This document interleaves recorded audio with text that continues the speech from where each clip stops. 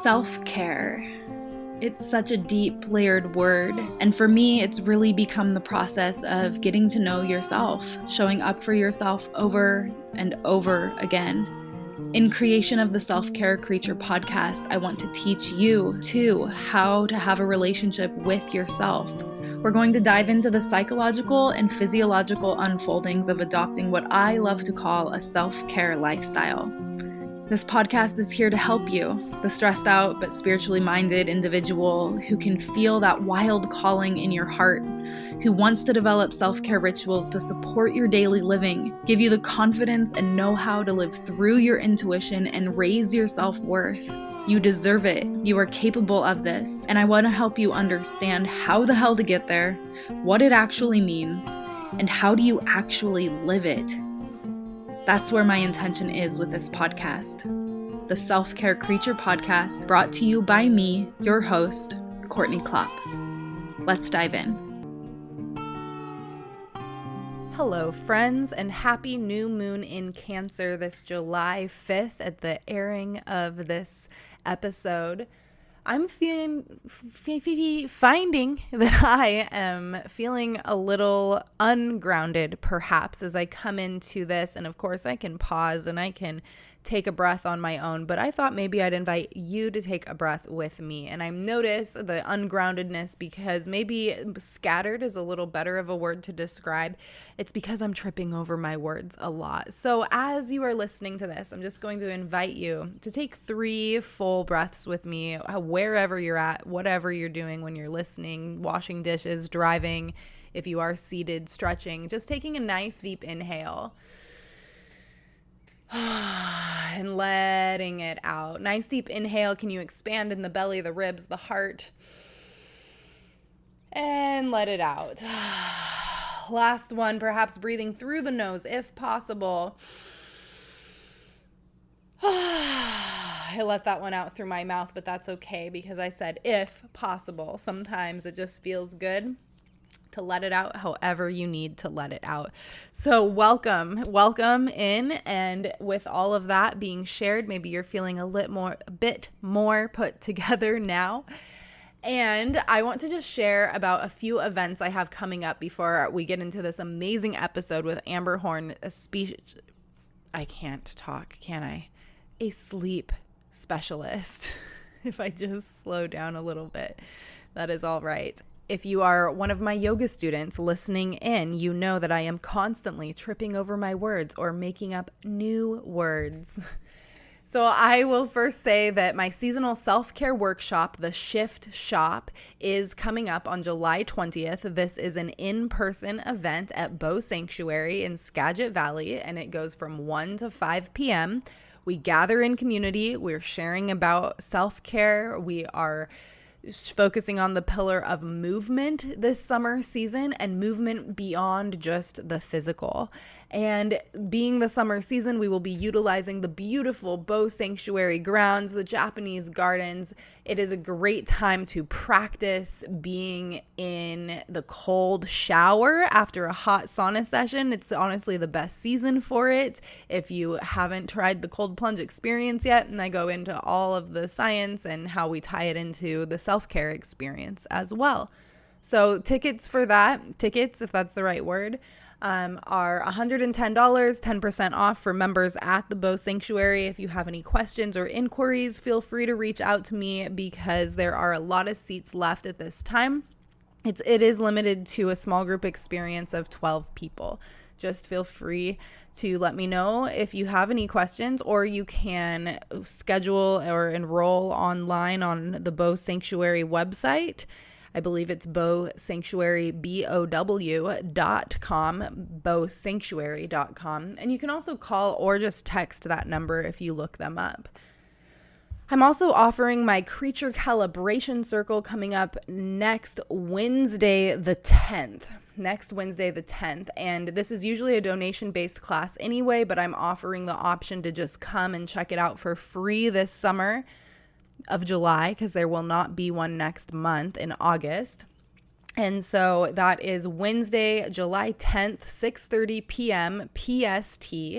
And this is a monthly peer support self-care check-in space where we drop in with some breathing. We use the 4 pillars of self-care through the self-care creature lens to just check in and share where we're at. And this shifts through every season. I will oftentimes guide these classes with themes and practices. The last couple months, we've just been checking in because honestly, the last couple months, the group of us showing up have really been feeling like we've been put through the ringer. And that's part of why it's important to show up and feels important to host a class like this, is because it can be intimidating and vulnerable to show up to things like this, but it is so healing to connect with other people. Like, we heal in community. You can only heal so much on your own, and it's so important to remember that you're not alone, and there's so much importance that comes with being witnessed and witnessing others.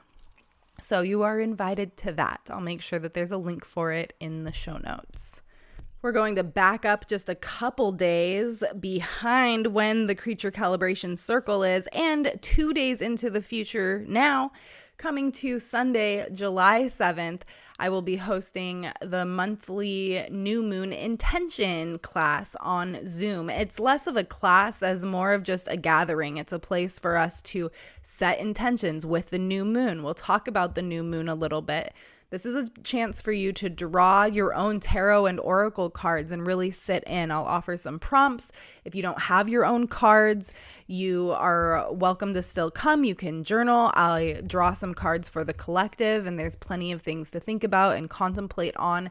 This is a space to really be able to grow and feel into your own spirituality. That really is the intention behind offering this space. And this is something that I really love doing on my own. So it's fun to just put a Zoom on, let other people come in. If you have anything you want to share around the new moon coming up, you are more than welcome to do that. It's a kind of more that peer support type session as well. And this class is specifically available only on Patreon. So as a reminder, as I had shared last month, I just launched my new Patreon page, and I am honestly really freaking excited about it. In this past spring of 2024, some of my students began to encourage me to share more of my own writings and consider bringing a poetry book into the world. And I have had so many clients and students alike expressing interest in learning more about my perspective on spirituality. And it's been something that I've been really hesitant to share in the world. And I think it's because of how skeptical I have been stumbling down this path. And I'm finally at a place in my life where I'm like, you got to look around and admit this is through and through who you is. And so I want to be able to continue, not to be able to, but I want to just step into that more fully and offer space to help people explore that from my own lens. As I kind of shared before, I'll share a little bit more though, is like I've been writing for a long ass time since I was at least 7 years old. And as just mentioned, my path to spirituality has been a very stumbly one, steeped in very deep skepticism and some cynicism in there, and no sarcasm at all. I believe that this has led me to be more of a grounded and responsible teacher and guide when it comes to spiritual work. And it's something that I really don't take lightly. I joke a lot, but I take my work and the way that I show up in the world very seriously, because I think that it needs to be relatable and tangible to others. So by becoming a member of Patreon, you'll be supporting my creative work and helping me continue to share insights that weave holistic self-care, healing, wellness, and spirituality. And if you're not interested in becoming a patron, I have a tip jar. There are lots of other ways to support. There are 3 tiers, and they start at $3 per month, the generous creature tier. There is the safe space creature tier, $9 per month. That's the tier where you begin to get access to classes. The $3 tier is more just about reading my poetry, getting access to guided meditation. Sometimes I'll share short essays and things like this.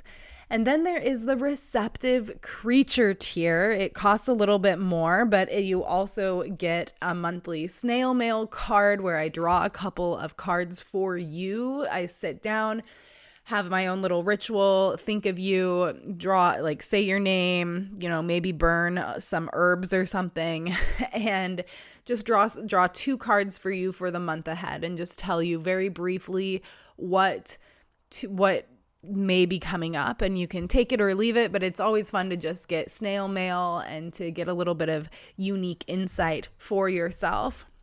And another fun piece of becoming a receptive creature is that you get a shout out right here on the podcast. And so I want to say thank you so much to Daniel, to Jenny, and to Molly for already believing in me and investing in me and wanting to grow your own spirituality in this way. And I would just appreciate you all so much. And thank you so much, you sweet, receptive creatures. So with all of that said and done, I am going to let us dive into this sweet and juicy episode about sleep with Amber Horn. Hello. Welcome back to this episode of the Self-Care Creature podcast, where we are joined by sleep specialist Amber Horn. I'm so excited to have you here. Welcome. Thank you. Yes, I'm very excited to be here and to chat all things sleep with you. Yes, this felt so serendipitous because I had mentioned to you in the message, but I'd been thinking of you. I just was finishing up my signature Well Self program, and in there is a module for rest, and part of a practice I incorporate is prioritizing sleep. And I've been thinking about you, and I'm like, I got to get Amber on the podcast. And then you messaged me, and this is just so great and perfect. Yes, the stars aligned for both of us. So yeah, I felt those psychic messages coming in. Perfect. Do you mind sharing a little bit of your journey and what sparks your passion for functional wellness? I guess, hold on, I'm jumping ahead. I get excited with these questions. I just want to mention, I think we know each other from when the Nutritional Therapy Association. Is that right? Yeah, I think we first met during one of the conferences, and our mutual friend Laura. So. Oh, yeah, absolutely. Yeah. Great. Yes. And I know you're located in Seattle on Queen Anne too, right? Yeah. Perfect. Okay. Yeah. Love that connection. Yeah. So we know each other through NTA. The reason that I went through that program to begin with was actually my husband had an autoimmune skin condition that, went through this progression of dermatologist recommendations. It ended up being the last resort was mild chemotherapy. Oh, wow. And at that point I was like, please go see a naturopath. He did. And really saw the power of food and root cause and supplements, the right supplements, and, kind of foundational support. Yeah. And then a couple years later, we were living in Seattle, and he was doing AIP. So I found the NTA through Mickey Truscott, actually. Oh, okay. Yeah. Yeah. And that's autoimmune protocol for anyone that doesn't. Yep. You got it. So yeah. And I actually reached out to her via email, and I said, this program sounds perfect. It's exactly what I was looking for. Can you tell me about your experience? And she said, it's phenomenal. Go for it. And that had been after probably 3 years of trying to find the right fit.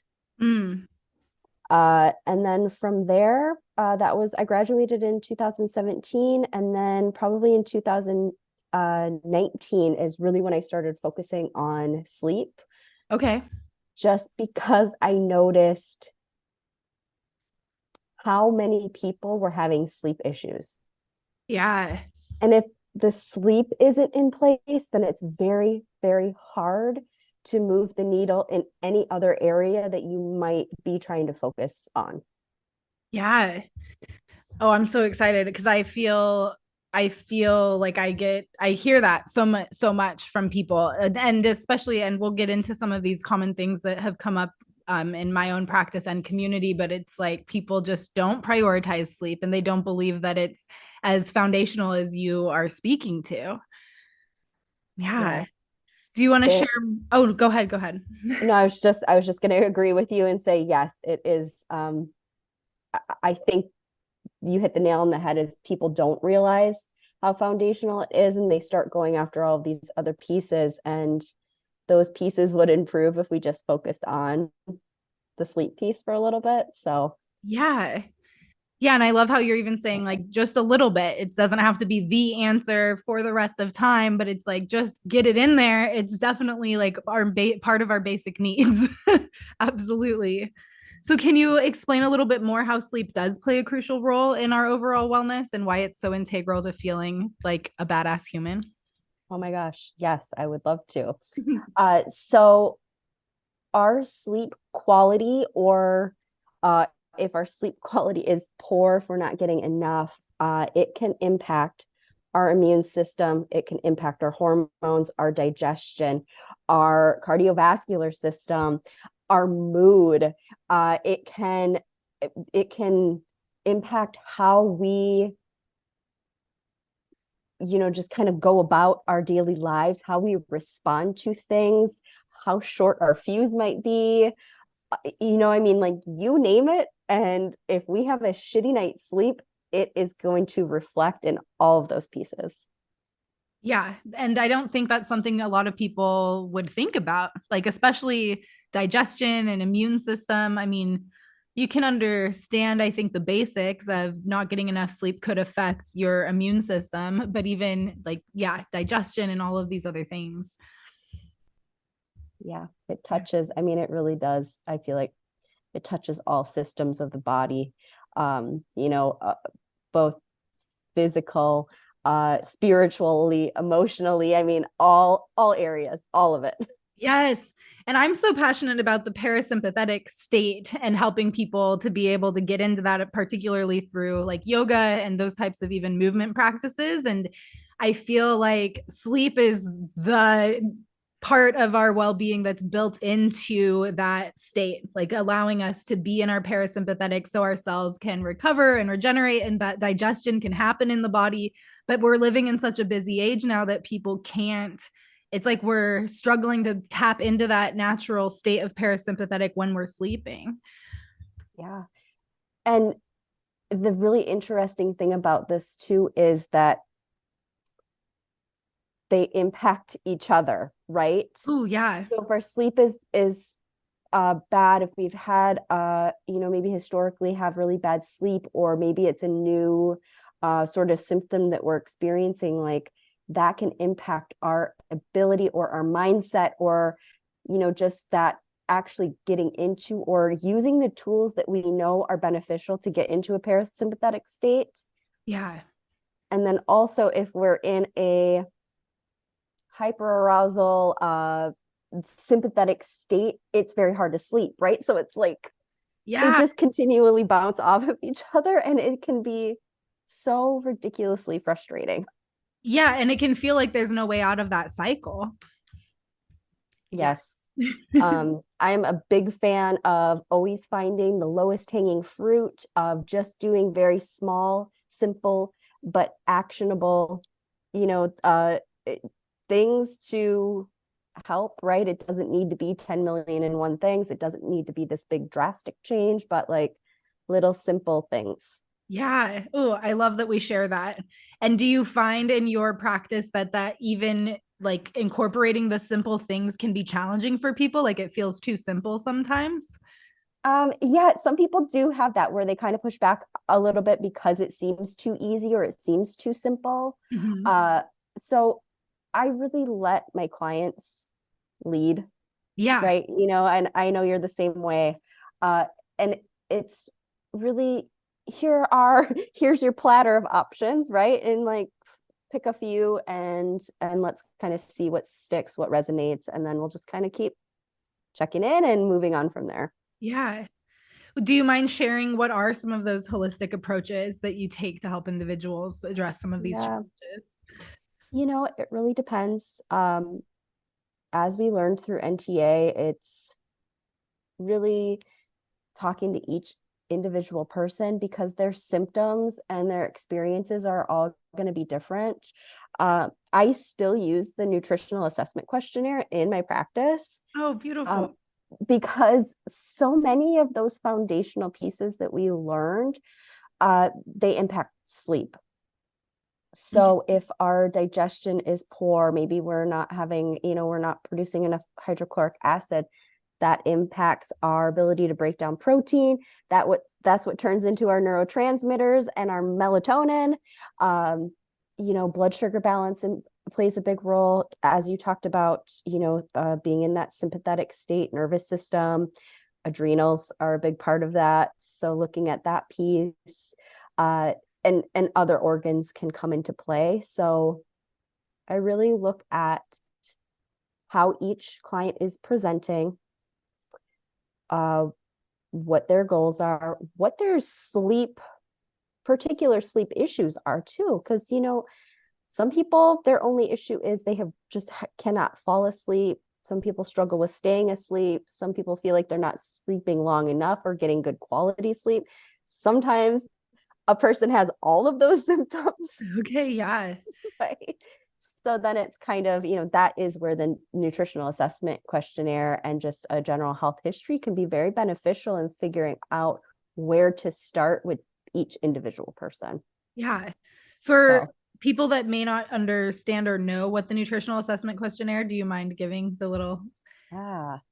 like So it is a tool that we use, and it is about, I think it's over 320 questions right? that ask you about symptoms that you might be experiencing.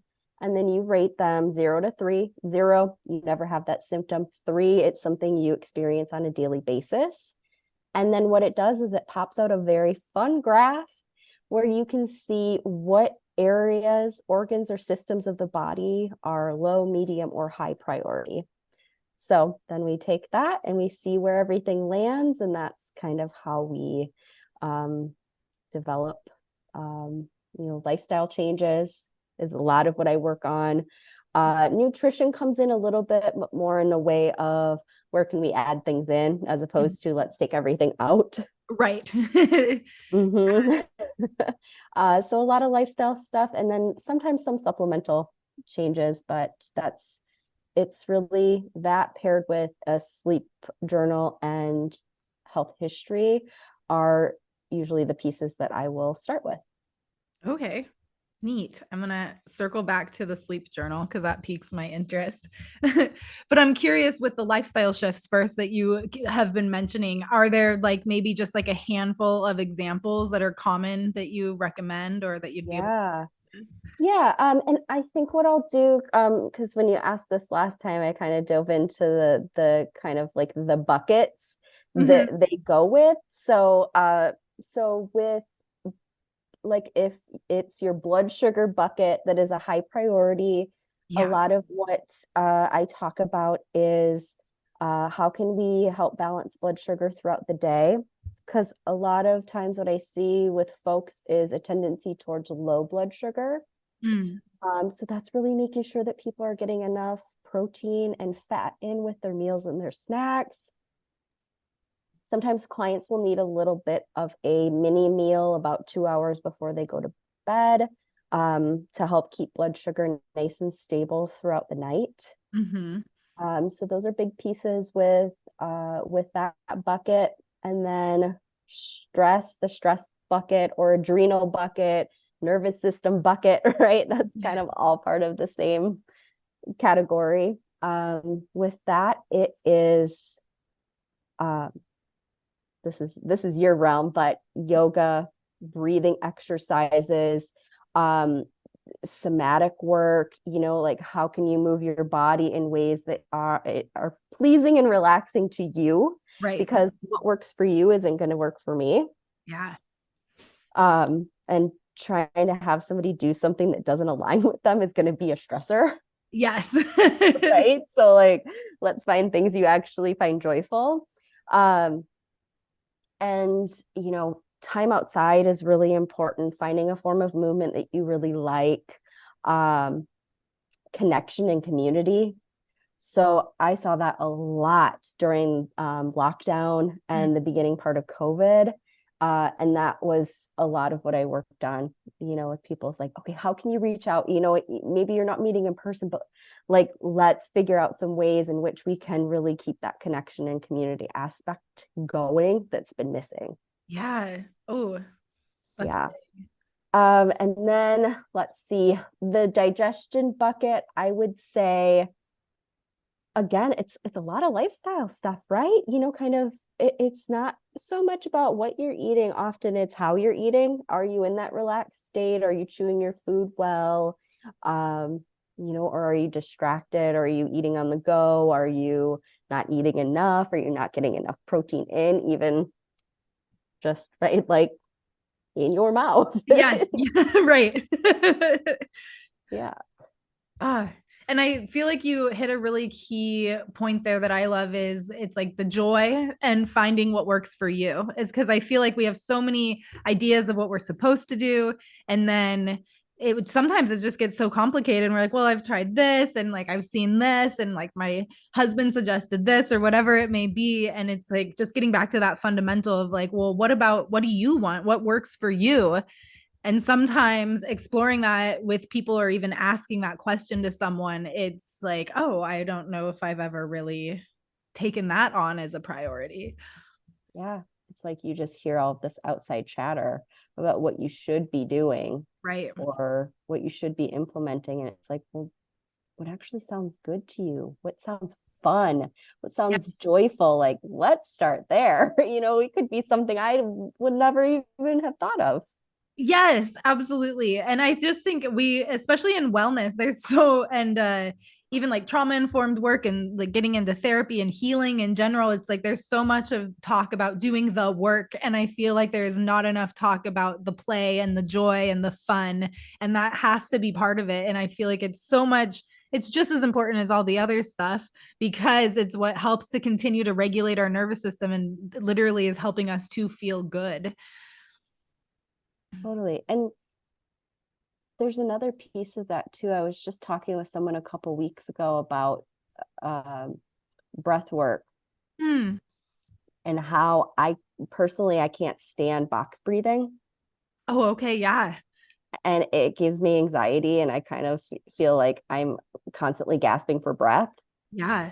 And the person I was talking to said, I love box breathing. It works so well for me. And I said, this is a perfect example of, right? It's like for some people, it's going to be the thing. And Yes. for others, it's just not.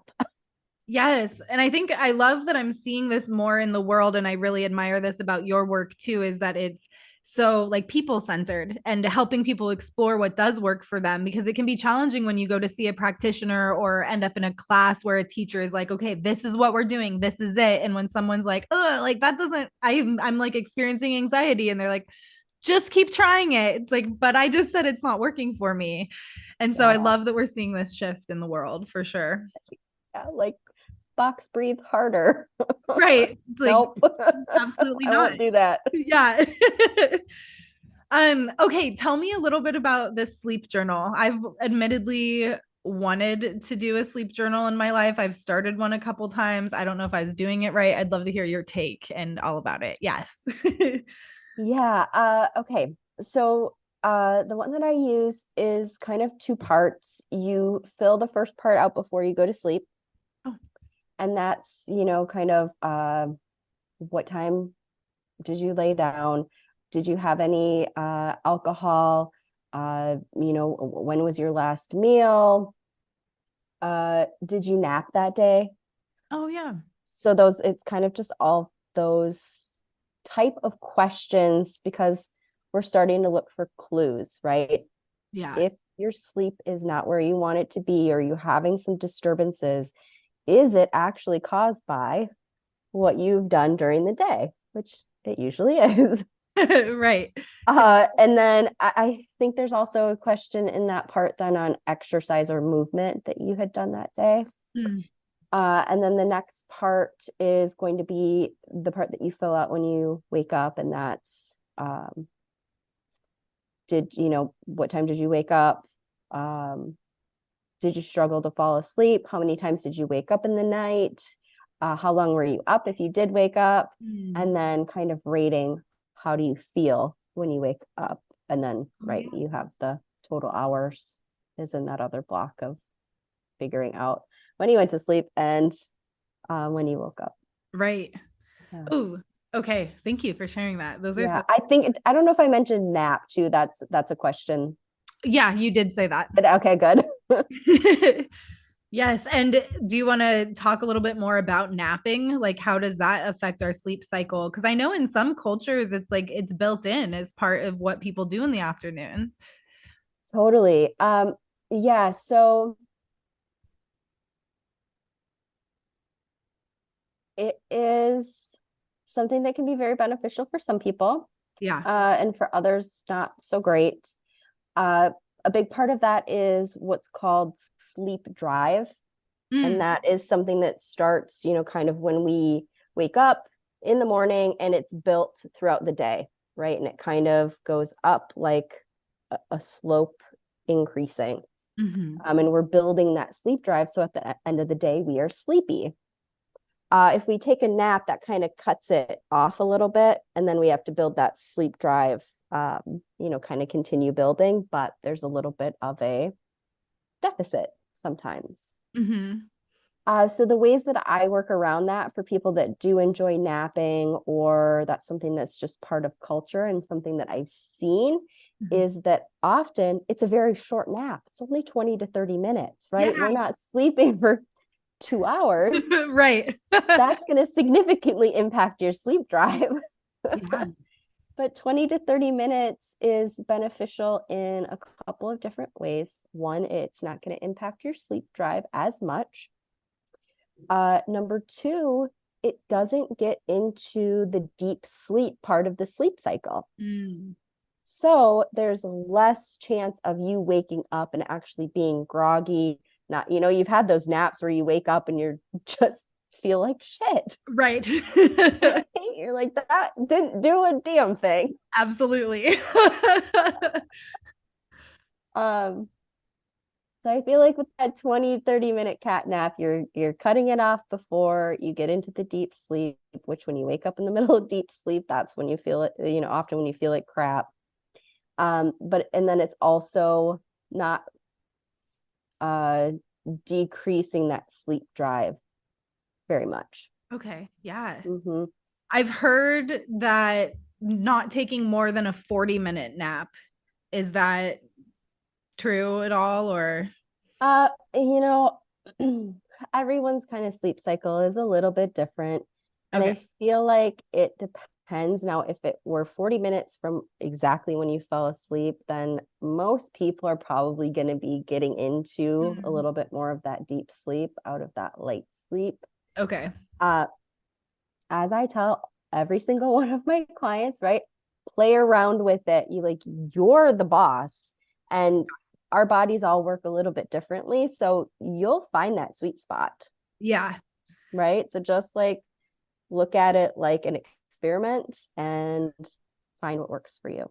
That's great. I love that reminder too. And that, as with any learning curve, that can be uncomfortable because you may end up taking too long of a nap and it's going to suck. And that day may not feel great the rest of that day, but it'll be a piece of Yeah. information that you then have in your arsenal. Yeah, when I in my 20s, I got really good at taking like 10-minute cat naps in the break room where I worked. And I feel like I love taking 10 to 20-minute naps. Not every time, or I mean every day, but I just complicating my words. Not every day, but every time I do nap, that's about the range that I try to shoot for. And it does feel really restful for me. But I have plenty of people that are like, I don't know how you do that. I can't even fall asleep in that amount of time. Or like, I just, it doesn't like, if I'm taking a nap, it's not going to be less than an hour or two or three. I've had people say 4-hour naps. I'm like, that's not a nap. Yeah. Right. Yeah. And it makes me wonder, like, those people, like, are they just short sleepers, when they're sleeping at night? Are they maybe Right. getting 5 hours or less of sleep? Kind of, I mean, I have so many questions, right? Exactly. Absolutely. Immediately just, oh. Yeah. Well, I want to get into a little bit more of these common questions that have come up within my community. Um, I am curious what your thoughts are, or if you hear this much at all in your own life, let alone with your clients or not. But the term, like, I'll sleep when I'm dead, it just makes me cringe so much. And I'm like, no, but your body needs it. But I don't know. Do you have any comment on that one? Yeah, I don't understand it. I don't. And it does. Yeah, I it makes me so sad. And I often wonder if it's um a response to maybe thinking that they're a bad sleeper, or often people that are a little bit type A, or sometimes people that have trouble having boundaries in their life um will have a tendency to say that because they almost it's it's a response to not having boundaries in their life, so they're Mm. doing way too much for what they have the capacity for, so Yeah. they're not prioritizing sleep, and instead of saying this is not something I'm prioritizing because I don't have boundaries, or maybe not being aware of it, they're just like, well, I don't need sleep. Yeah. And Does that make sense, or did I no, that just kind of makes like no, I that makes total sense to me. Yeah. okay.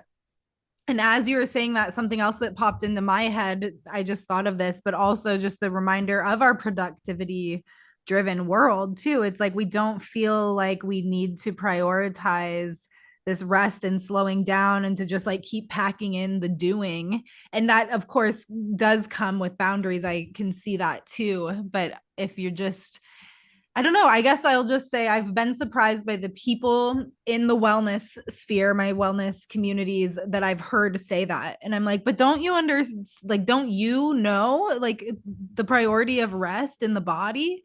And it's Yeah. just always perplexed me, but it's just so common. That's why I just wanted to ask you about it. Yeah, I don't understand that, because in addition to the systems that are impacted, the systems that these people are probably trying to, focus on and improve, right? Yeah. You're going to get more bang for your buck if you have enough sleep. Your brain's going to work better. You're going to have a better immune system. You're going to have more time, energy, capacity to do all of these things that you think you're going to have the time and capacity to do if you're not sleeping as much. Do you know what I mean? Like Yeah. it's Yeah. it's a win-win if you get kick-ass sleep. Yes. It's such a I always say like in order to speed up, you have to slow down. And it feels like counterintuitive, but it's just not possible otherwise. Cause then you just run yourself like you get burnt out, you run yourself into the ground, you're spread thin. Especially for me, it's the brain function. Yes. I'm just 100% yeah. same. The next common one that I often hear people talk about is either waking up at 3 a.m. or like the falling asleep at 3 p.m. And I kind of know some answers behind this, but I want to hear your take on it. Is the 3 o'clock hour something special? What's going on there? Have you seen this in your work? Yeah, I see it often. And hmm, it can mean something specifically, but you also have to take a look at what time that person is falling asleep too, because you're like, okay, is 3 o'clock only 3 hours after they've fallen asleep, or is it like 6 hours after they've fallen asleep, right? Right. So it may mean different things. Some of the things that I would look at, though, a little bit deeper, are blood sugar. Often it's a hallmark sign of low blood sugar, and the body sees that as an emergency state, and it will kind of send a shock of cortisol to the system. So those are times when somebody might feel like they just woke up like they were shot out of a cannon. Like it's Mm. very abrupt. Your heart might be pounding. You're like, well, what the hell just happened? So that could be a sign of those two pieces, that low blood sugar, cortisol at play. It could also be liver. Mm.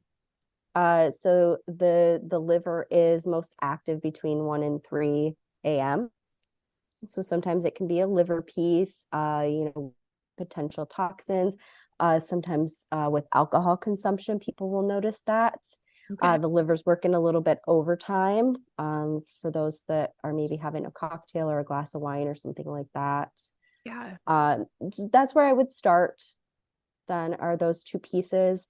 And then the 3 p.m. getting sleepy, our body has a natural dip in temperature around 2 to 3 p.m. in the afternoon. Oh, I didn't know So that actually. yeah, yep. So it's not uncommon to get sleepy around that time. I did a class probably 4 or 5 years ago now with a naturopath that focuses on sleep.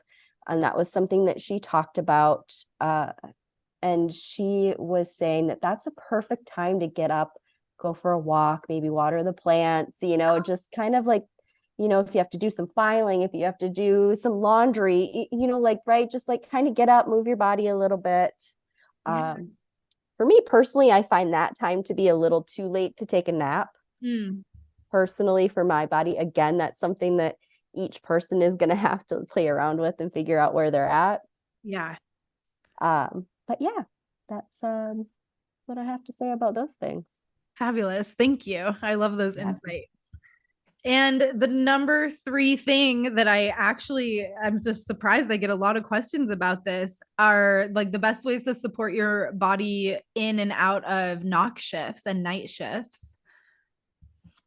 And I know that's like a really big question, especially when you're such like a people-centered practitioner. Any just generalizations or comments on that? So you said people that are working night shift? Yeah. And I've had people ask, like, how do I best support myself when I know I'm going to be working a night shift or also like trying to transition out of it? And a lot of nurses, I know that they go in cycles where sometimes they are on those night shifts and then their next cycle, they're on the day shift. Yeah. And I have worked with a couple of clients, nurses, and then just a couple people like factory, Right. shift work, that Yep. sort of thing. So since things are reversed, uh, and it kind of depends on if you come off of a shift, are you going right to bed, Mm. right? Or is that kind of like you have a few hours? Um, but the recommendation usually is some sort of really intense blue blockers Okay. after the shift is over, right? Because what you're looking to do is mimic nighttime. And what blue light says to our body is it's daytime. Keep producing cortisol because that's what keeps you awake Yes. and it suppresses melatonin. So anything that we can do to block those blue light rays that you might be getting from the sunlight or overhead light or anything like that is going to be very helpful. Number 2 is making sure that your bedroom is indeed cave-like. You want this to be like Little House on the Prairie bedroom. I love that as analogies. A cave on the prairie, got it. So that for shift work, it's even more important.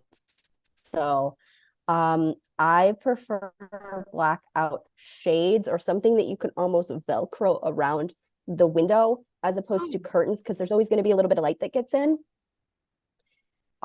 It's you have more wiggle room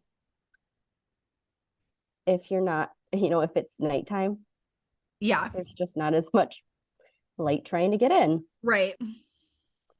Um, cracks under the doors, light from electronics, like all of those things you really want to be mindful of. Because why is it always all of these electronic lights are always blue? Ugh. Yeah. Like, I what don't the know. hell? Blue or like bright neon green. It just drives me Yes. crazy. Literally the part of the color spectrum that is the worst for sleep. That's a good point. I know, it's ridiculous. I don't understand. Why can't we make everything red or orange? Yeah, yeah. Um, okay, I'll get off that soapbox. Um, okay, so those all of those pieces are going to be beneficial. I typically don't use or recommend melatonin Okay. in my practice, but for those doing that type of work, that might be beneficial. Mm. And then because they're probably getting up at the later part of the afternoon or sometimes even the evening, you're wanting to mimic sunlight. So that's where something like a happy light, Oh yeah. which a lot of us in the Pacific Northwest are very familiar with. Yes. But no matter where you live, if you're doing shift work, that can be something that's very beneficial because what that does is it mimics the sunlight. Mm. And that's what tells your body, okay, melatonin low, cortisol high. This is what gives us that energy and get up and go in the morning. So the light is the number one trigger for that. Yeah. Ooh, these are such great suggestions.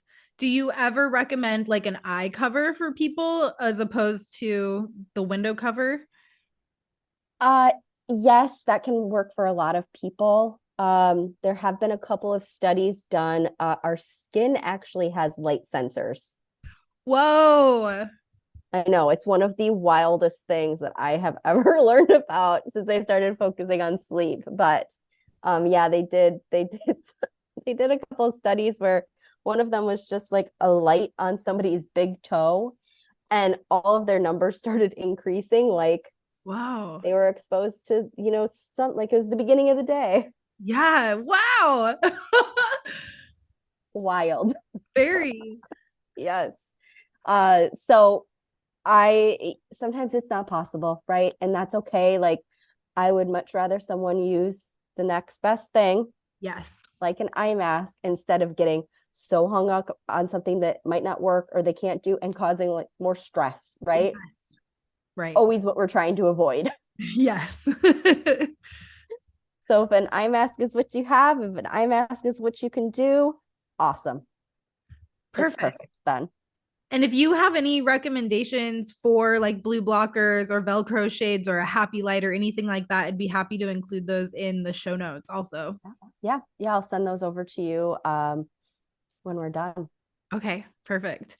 I'm going to just share a random side story quickly is that I personally can't do eye covers. Like they don't work for me. And I tried one once and I like my vision was blurry in one of my eyes for like the whole next day because like I don't know, the light like touch on my eye or something. And I didn't have a fancy one where the eyes pop out. I know that they can get real fancy, but I prefer a pitch black room personally. Mm-hmm.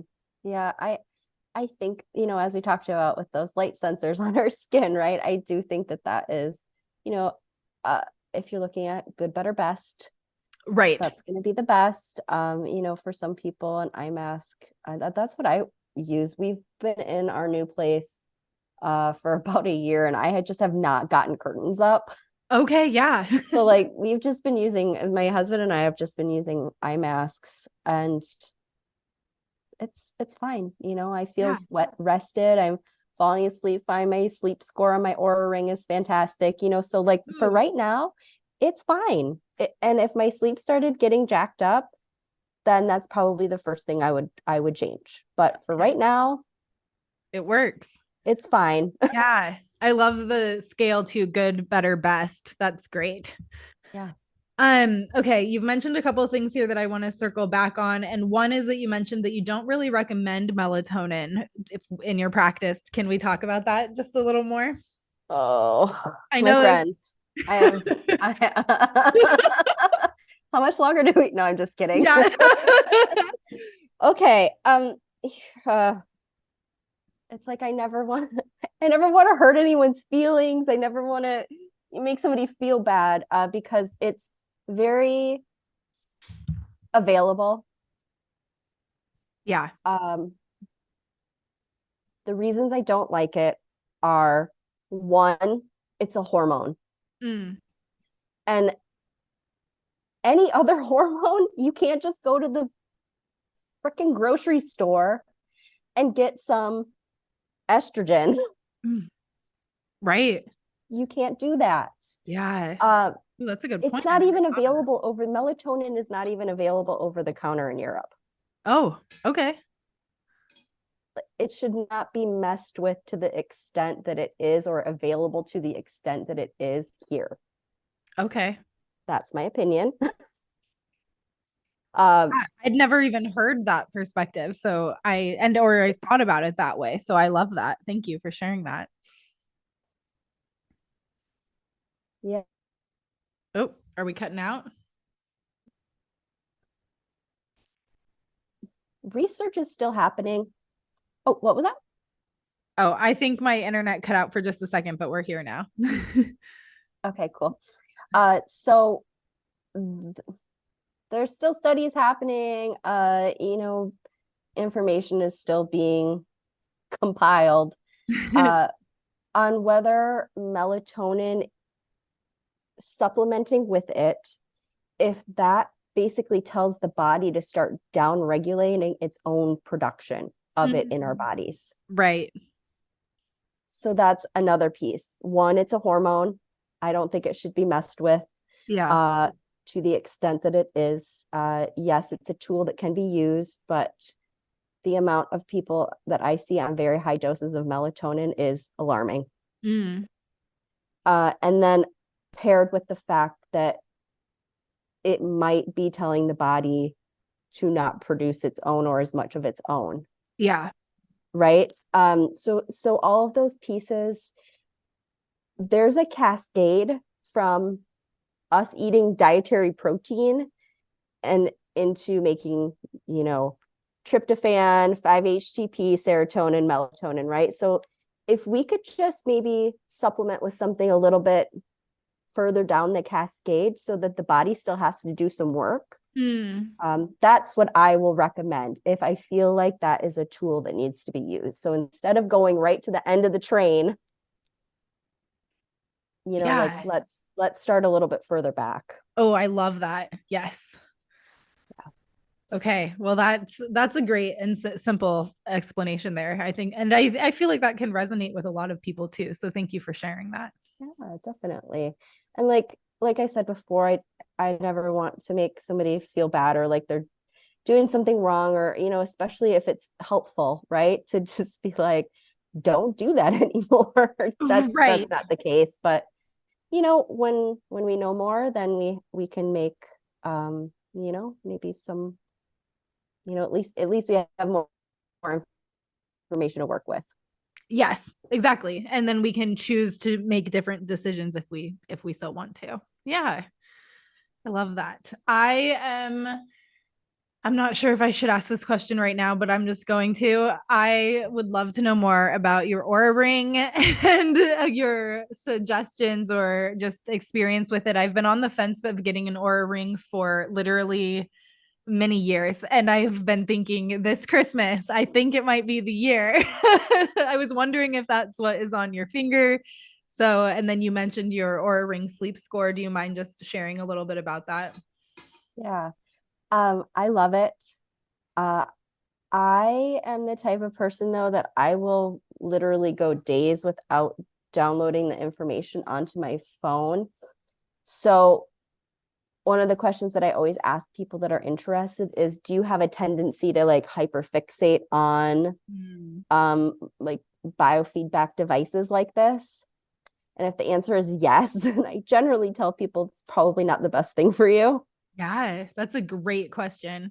Yeah, because some people can, and it just becomes, it becomes more of a stressor Yeah. than it's worth. I like that you can put it on airplane mode. Yeah. That's something that is really, is one of the reasons I did this over like a Whoop band or something like that. Mm-hmm. Uh, but yeah, it's really great. I do use it to just make kind of small tweaks. It's really interesting to use it as a biofeedback device. Right. And in what I know about it is that the Aura Ring specifically was designed for well-being. And one of the top things it tracks is like your sleep patterns and then your temperature too, which can go hand in hand with helping you just understand how you're sleeping more. Yeah, definitely.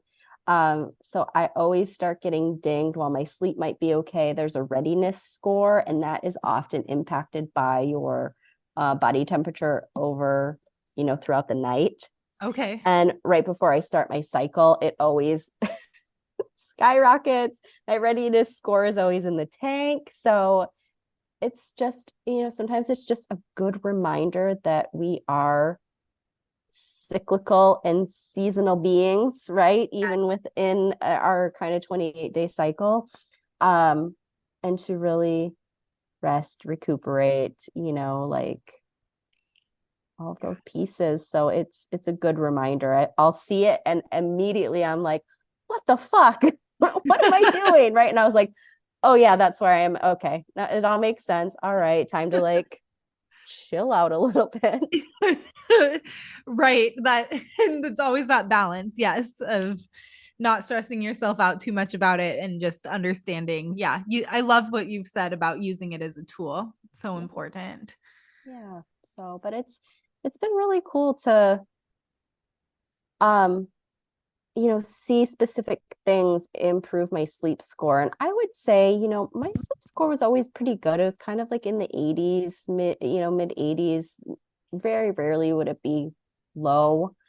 Um, but when I started walking more and doing magnesium glycinate before bed, Mm. I am almost always in the high 80s, low 90s. Wow. Lately, yeah, and that's been really really cool to see.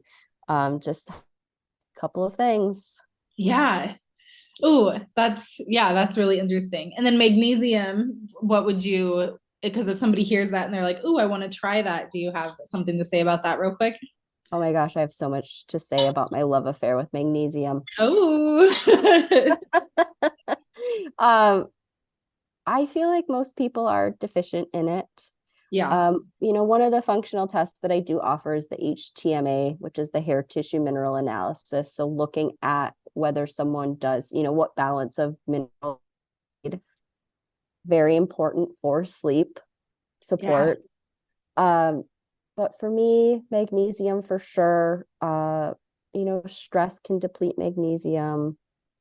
Yeah. Uh, for me, it was more of a relaxation, help with, just kind of muscle relaxation too, as well as just mind Yeah. relaxation. Yeah. So I have one, there's a magnesium glycinate from Claire Labs that I really love. Mm. And then there is a brand called Well Minerals. Do you know Noelle from Coconuts and Kettlebells? Yeah. So she developed a supplement that has magnesium, biglycinate, and L-theanine in it, Whoa. which those two I would often have to recommend separate supplements for. Yeah. Now, this is both in the same one. L-theanine is amazing for calming the nervous system. Mm. Oh my God, I love it so much. So the two of those combined is just chef's kiss. We'll have to put those in the show notes as well if you can just remind me the names of those before we Yeah, end our call. totally. Perfect. And so, in closing, as we begin to close up a little bit, I'm just wondering, do you have any like big transformation stories you'd like to share, or just in general words of advice for people around their sleep or seeking better sleep? Uh, yeah, a couple. One is going back to the environment piece Yeah. is the num it's kind of at the bottom of our pyramid, Mm, right, of support for sleep. So don't forget about it. Don't think, oh, that's not important enough. That's not going to move the needle enough. mm. Always look at environment. Are there some things that you can tighten up? Yeah. Um, and then from there, I think it is, really important to kind of work with someone and do something that is like the nutritional assessment questionnaire, because then you're not just throwing spaghetti at the wall and seeing what sticks. Right. You can get a really detailed account of what you should focus on so that you're not just trying 20 million supplements or 20 million things, right? It's very specific and pointed for the individual. Yeah. So, but environment stuff those are things that everyone can take a look at. Is it dark enough? Are you limiting, devices and blue light before bed? Are you getting sunlight into your eyeballs in the morning or using a happy light? Yeah. You look at those pieces first and everything's good. Or there are some changes you can make, always start there. Perfect. That's a great place to start. I love that. That seems simple, simple enough. Mm-hmm. And that's what we want, right? We want the simple things, and then, kind of reassess and see, okay, now are there other things that we need to layer in? Right. Yeah. So tell us more about where people can find you. If you have anything big going on, do you work with people just in person? Do you see clients virtually? Yeah. So I see clients one-on-one. I only work virtually. I do have an intro class that does go over some of these pieces that we already talked about. So everything's all in the same space, environment, blood sugar balance, digestion, and stress. So kind of a lot of the pieces that we talked about, because time and time again, every single client that I had, right, these are the things, it was just like a record on repeat, right? So I was like, all right, I'm putting this all in one place. Yes. Start here. So I have that. It's called Intro to Kick-Ass Sleep. Oh, great. And then I'm on Instagram at Cultivated Wellness Center, and my website is Cultivated Wellness Center. I love that business name, by the way. Thank you. Yes, you're welcome. And thank you for being here and talking with us about sleep today. My pleasure, Courtney. It was so nice chatting with you. Wait a minute. It's the outro. I just want to take a quick moment to say thank you so much for being a part of this self-care creature movement. This is a movement for individuals, our communities, the planet. If you're looking to dive deeper into our community, the best place to start is with our free mini courses. We also have many more online and in-person offerings. You can join our email list to stay up to date, or just check out, you guessed it, the Self-Care Creature website, selfcarecreature.com. You can also be a part of the conversation and help form what this podcast is all about. Simply just go to the feedback form in the notes below where you can ask questions and share your thoughts. Lastly, we're going to ask, would you please leave a review on whatever platform you're on right now? We would really love the help to find more creatures in the world just trying to learn to take care of themselves. Thanks for being here, and thanks for taking care of you.